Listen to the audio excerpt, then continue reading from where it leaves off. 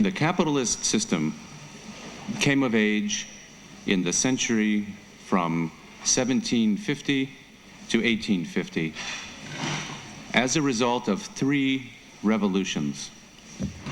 The first was a political revolution, the triumph of liberalism, especially the doctrine of natural rights and the view that government should be limited in its function to the protection of individual rights, including property rights. The second revolution was the discovery of spontaneous order and the birth of economic understanding. Adam Smith and other economists demonstrated that a system in which individuals can produce and trade freely in pursuit of their private interests is more efficient and productive than any government could be in managing an economy. The third revolution was, of course, the Industrial Revolution. The political revolution, the triumph of the doctrine of individual rights, was accompanied by a spirit of moral idealism. It was the liberation of man from tyranny, the recognition that every individual is an end in himself. But the economic revolution was cast in morally ambiguous terms. The desire for wealth fell under the shadow of the Christian injunction against selfishness and avarice. The early students of economic order were conscious that they were asserting a moral paradox. The paradox, as Bernard Mandeville put it, that private vices could produce public benefits. The critics of the market have always capitalized on these doubts about its morality. The socialist movement was sustained by allegations that capitalism breeds selfishness, exploitation, alienation, injustice. In milder forms, these same accusations produced the welfare state, which redistributes income through government programs in the name of social justice. The effort to build a socialist society has now collapsed, bringing to an end a vast and tragic social experiment which has demonstrated that a collectivist system is incompatible with prosperity, freedom, and justice. And it is now clear that the welfare state is subject to all the same problems that have made socialism unworkable. It creates perverse incentives among the people it tries to serve. It is run by a vast bureaucracy that is more interested in preserving its own power than in achieving results. Few people would now deny the economic virtues of the market. Yet capitalism has not escaped the moral ambiguity in which it was conceived. It is valued for the prosperity it brings. It is valued as a necessary condition for political and intellectual freedom. But few people seem prepared to assert that the mode of life central to capitalism, the pursuit of self-interest through production and trade, is morally honorable, much less noble or ideal. And despite the fall of socialism, the welfare state endures throughout the West, sustained not only by the momentum of vested interests, but also by the feeling that social justice demands it. Now, there is no mystery, I think, about where the moral antipathy toward the market comes from. It comes from the ethics of altruism, which is deeply rooted in Western culture, as in most cultures. By the standards of altruism, the pursuit of self-interest is, at best, a neutral act outside the realm of morality, and, at worst, a sin. It is true that success in the market is achieved by voluntary trade, and thus by satisfying the needs of others. But it is also true that those who do succeed are motivated by personal gain, and ethics is as much concerned with motives as with results. What does altruism mean? To some, it means nothing more than kindness or common courtesy. To others, it means the complete submersion of the self in a larger social whole. These are the extremes. And this submersion of the self is what was the meaning that Auguste Comte intended when he coined the term altruism. To live for others, he said, to become incorporate with humanity, this is the cardinal virtue of the religion of humanity. My purpose in this discussion is first to isolate a particular principle of altruism that lies at the root of the demand for social justice. And secondly, I will try to show that this principle is wrong, it's false. My argument is based on the work of the American author and philosopher Ayn Rand. Ayn Rand is one of the leading theorists of free market, classical liberalism in the United States. In Europe, she is much less well known. For those of you who are not so familiar with her, I intend this discussion to be partly an introduction. And I have prepared a list of her works together with a list of the translations into European languages, which I have with me. You're welcome to have a copy for your later use. Let me say at the outset, my main conclusion is that I share with Ayn Rand the position that we can have an idealistic moral defense of capitalism only if we are willing to challenge the reign of altruism in ethics. So my concern is ethics more than political philosophy or law. Now let us begin by examining the concept of social justice. I believe there are two distinct forms of the idea of social justice. The first is, I will call, the theory of welfare rights, and the second is egalitarianism.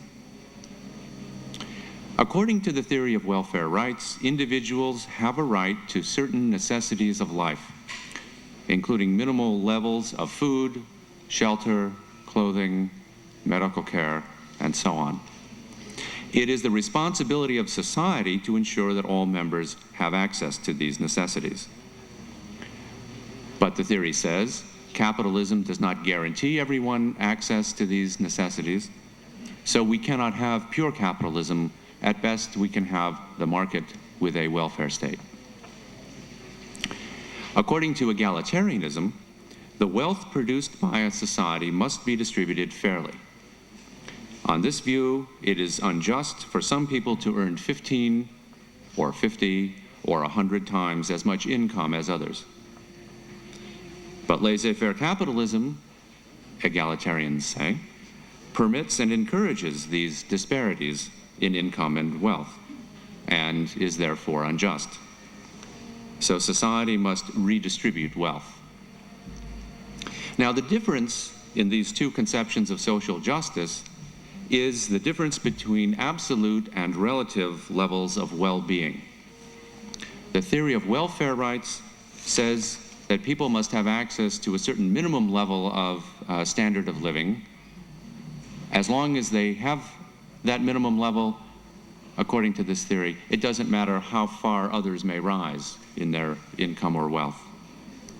They are primarily concerned with programs that benefit people below a certain level of poverty. Egalitarians are concerned with relative well-being.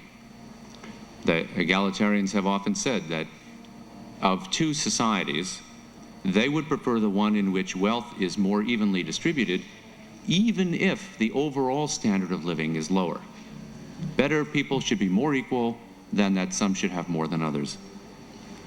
So egalitarians favor government measures such as progressive income tax, which aim to redistribute wealth across the entire income scale, not merely at the bottom.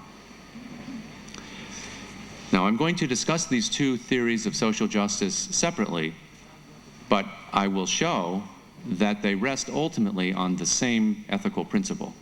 But I think it's interesting to see how the same principle is at work in the two branches of social justice. The fundamental concept of welfare, of the theory of welfare rights, is that people have rights to goods such as food, shelter, and medical care. That is, on this theory, people are entitled to these things. On this assumption, someone who receives benefits from a government program is merely getting what is due to him, in the same way that a buyer who receives a good he has paid for is merely getting his due. When the state dispenses welfare benefits on this theory, it is merely protecting rights, just as it is when the state protects a buyer against fraud. In neither case is there any necessity for gratitude. The concept of welfare rights, or positive rights as they are often called, is modeled on the traditional liberal rights of life, liberty, and property. In the famous United Nations Declaration of Human Rights, both kinds of rights are included together with no distinction. But in fact, there is a well-known distinction. The liberal rights are rights to act without interference from others. For example, the right of free speech is a right to speak without being prevented by someone else who wants to stop you from saying what is on your mind.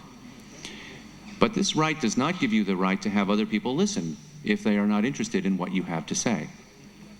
The right of free speech doesn't mean that you will be able to afford a lecture hall. It just means the government cannot stop you. So the traditional liberal rights impose on other people only the negative obligation not to interfere with you, not to restrain you forcibly from acting as you choose. By contrast, welfare rights are conceived as rights to possess and enjoy certain goods regardless of one's actions.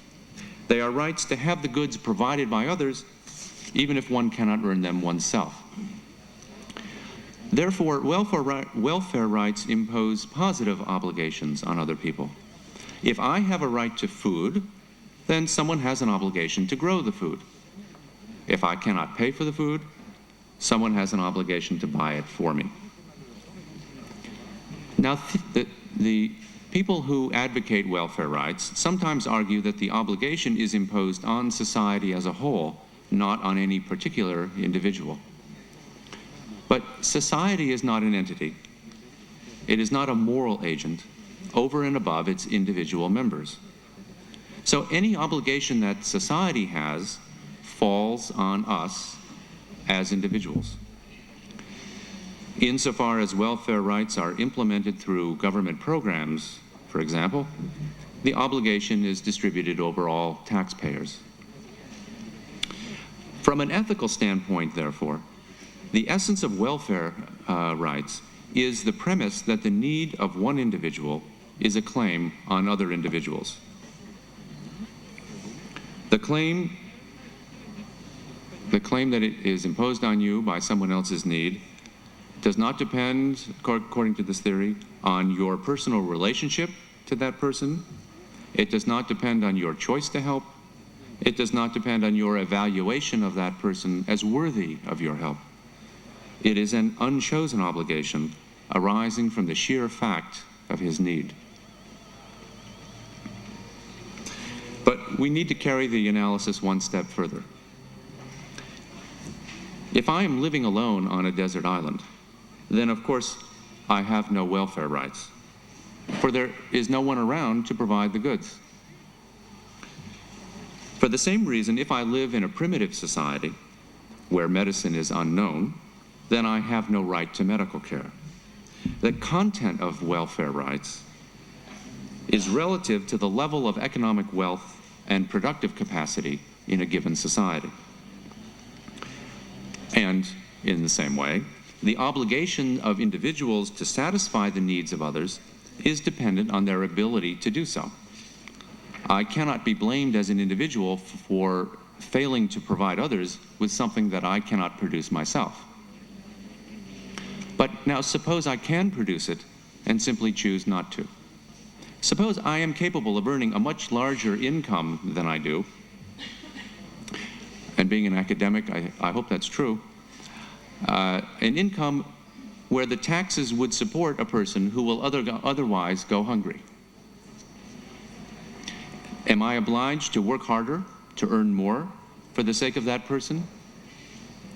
Well, I don't know any philosopher of welfare rights who would say that I am obliged. The moral claim imposed on me by another person's need is contingent not only on my ability, but also on my willingness to produce. Now, in one way, this is very good. It means the welfare rights theory does not regard me as a slave. But in another way, it reveals something not so good. It reveals that the focus of welfare rights is not really the need of those who have them, or are said to have them, but rather the constraints that are imposed on those who produce the goods that are being distributed. If you value the satisfaction of human needs, then in all logic, you must value the activity of producing what we need, the activity of creating wealth by overcoming the obstacles that nature places in our way. The theorists of welfare rights seem strangely indifferent to this activity of production. They often have looked with yearning on more primitive communitarian societies with lower standards of living and shorter life expectancies, because in those societies, at least, those who did survive benefited from help from the tribe. I believe the moral essence of the theory of welfare rights is not the satisfaction of need per se. It does not assert an obligation to pursue the satisfaction of need, much less an obligation to succeed. The obligation is conditional. Those who do succeed in creating wealth may do so only on condition that others are allowed to share their wealth. The goal is not so much to benefit the needy as to bind the able. It is a philosophy which says that ability, intelligence, initiative, ambition are liabilities that impose on you special obligations not possessed by others. Now, if we turn to egalitarianism, we find that we arrive at the same principle by a different logical route. The ethical framework of the egalitarian is defined by the concept of justice rather than rights. Egalitarians rarely speak about rights.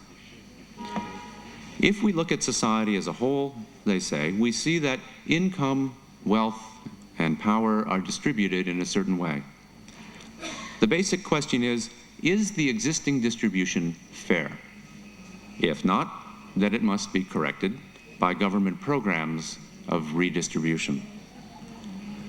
A pure market economy, of course, does not produce equality among individuals.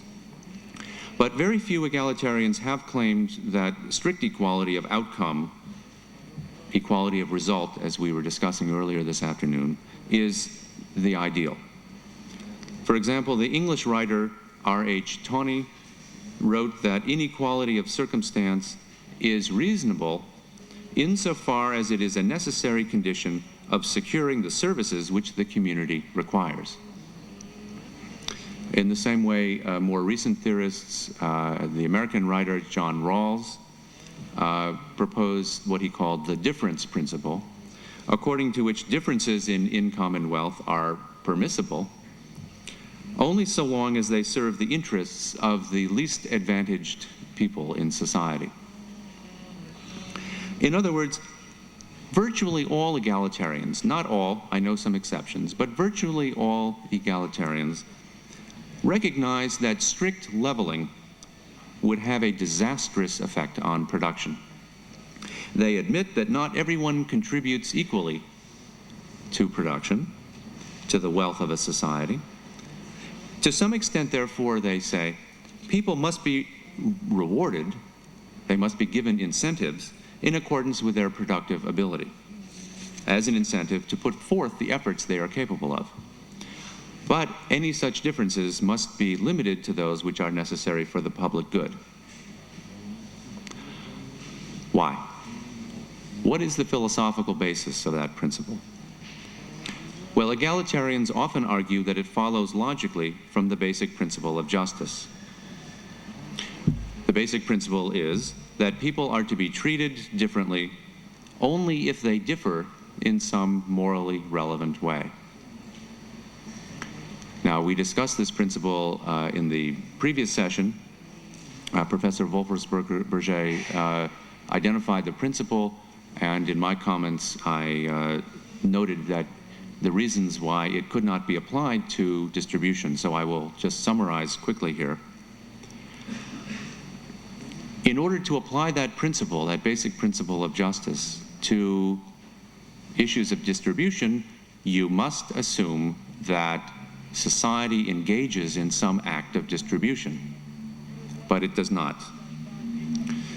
In a market economy, incomes are determined by the choices of millions of individuals, consumers, investors, entrepreneurs, workers. These choices are coordinated by the laws of supply and demand. So it is no accident, for example, that a successful entrepreneur earns more than a day laborer. But there is no one person who pays the entrepreneur and who pays the day laborer. In 1989, the most highly paid entertainer in the United States was Michael Jackson, who earned $65 million. Why? It was not because society decided that Michael Jackson was worth $65 million. It was because millions of fans of Michael Jackson each decided that his albums were worth whatever they cost. Even in a socialist economy, as we now know, economic outcomes are not under the control of central planners. Even in socialism, there is a kind of spontaneous order, although it is a corrupt one, in which outcomes are determined by bureaucratic infighting, black markets, theft, and so forth. So we must abandon this picture of a giant pie which is being distributed and must therefore be distributed fairly.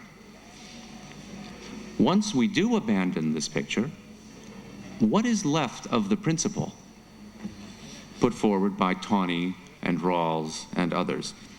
The principle that inequalities are acceptable only if they serve the interests of all. If this cannot be grounded in justice, then it must be regarded as a matter of the obligations we bear to each other as individuals. And when we consider it in this light, we can see that it is the same principle that we identified at the basis of the theory of welfare rights. The principle is that the productive may enjoy the fruits of their efforts only on condition that their efforts benefit others as well. There is no obligation to produce, to create, to earn an income, but if you do, the needs of others arise as a constraint on your actions. Your ability, your initiative, your intelligence, your dedication to your goals, and all the other qualities that make success possible are personal assets that put you under an obligation to those with less ability, initiative, intelligence, or dedication. In other words, every form of social justice rests on the assumption that individual ability is a social asset. And I might add that the philosopher John Rawls is quite explicit about this. He says that the principle he believes in represents an effort on the part of all of us to regard each other's personal talents, personal assets, as a collective resource. This assumption is not merely that the individual must respect the rights of the less able, and it is not merely to say that kindness or generosity are virtues. It says something much more. It says that the individual must regard himself, in part at least, as a means to the good of others. And here we come to the crux of the matter. When I respect the rights of other people, I recognize that they are ends in themselves, that I may not treat them merely as means to my satisfaction. This is widely regarded as the moral thing to do. Why then is it not equally moral to regard myself as an end? Why should I not refuse, out of respect for my own dignity as a moral agent, to regard myself as a means in the service of others?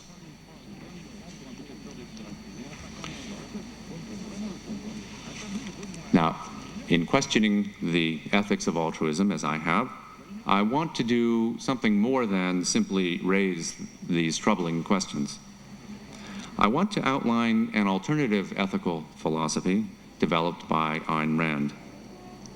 It is an individualist ethics which defends the moral right as well as the political right of every individual to pursue his own self-interest.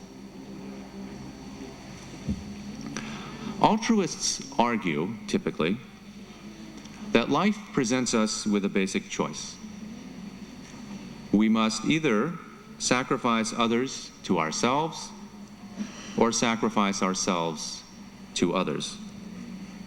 Self-sacrifice is the altruist way, and the assumption is that the only alternative is to live as a predator on other people. But this is a false alternative, according to Rand. Life does not require sacrifices in either direction.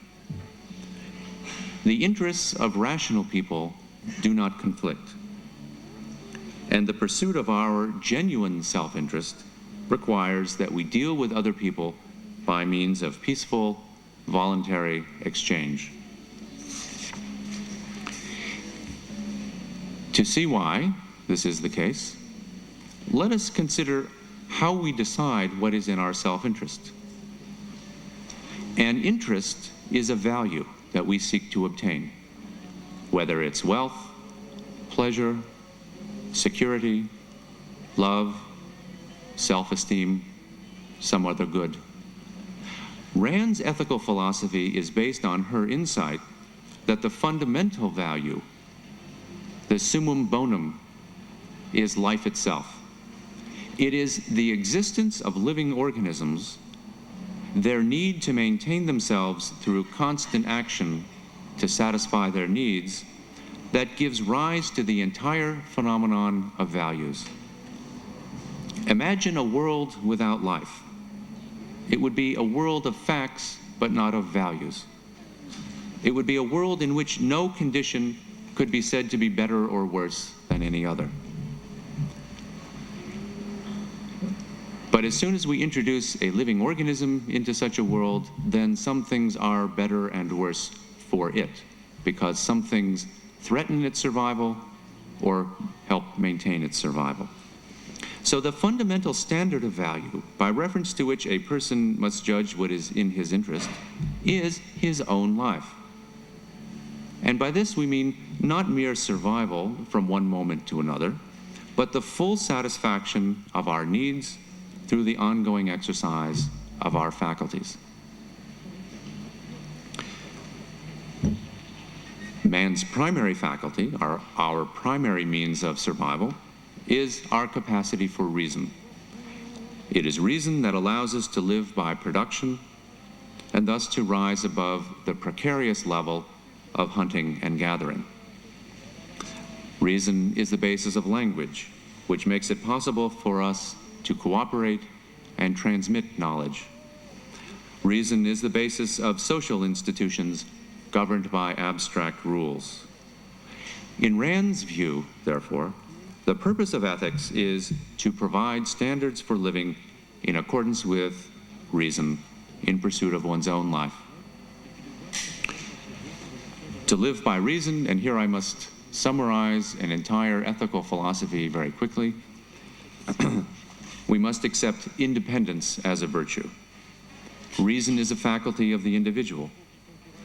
No matter how much we learn from others, the act of thought takes place in the individual mind and must be initiated by each of us by our own choice and directed by our own effort. So rationality requires that we accept responsibility for directing and sustaining our own lives. To live by reason, also, we must accept productiveness as a virtue. Production is the act of creating value. Human beings cannot live by fulfilling lives by finding what they need in nature or killing it, as animals do. Nor can they live as parasites on others.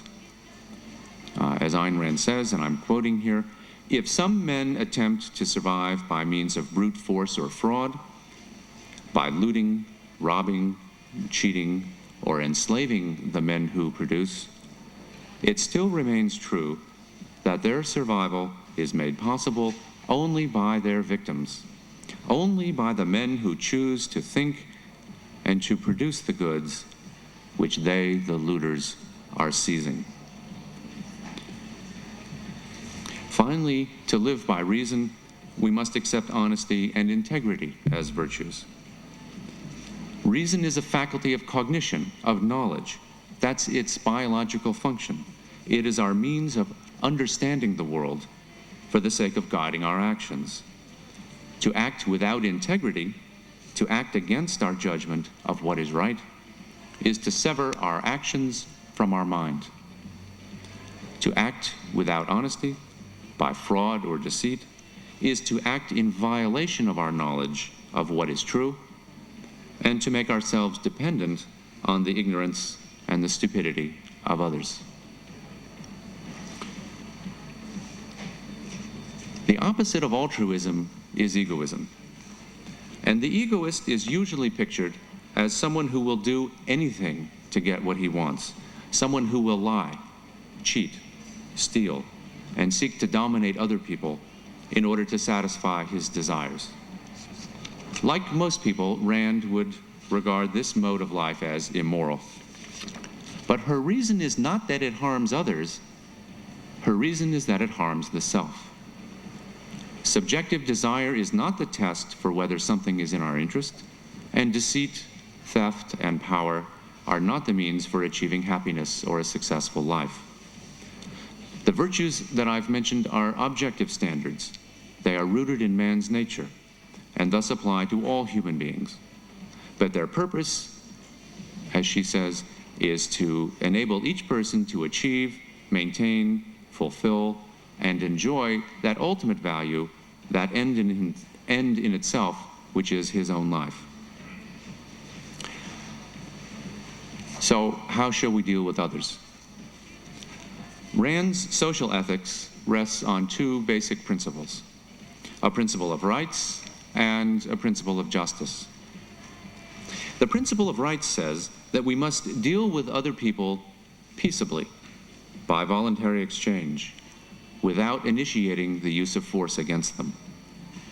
It is only in this way that we can live independently on the basis of our own productive efforts. The person who attempts to live by others is a parasite. And it is only in this way that we can obtain the many benefits that come from social interaction. The benefits of economic and intellectual exchange, as well as the values of more personal, intimate relationships. The source of these benefits is the rationality, the productiveness, the individuality of the other person. And these things require freedom to flourish.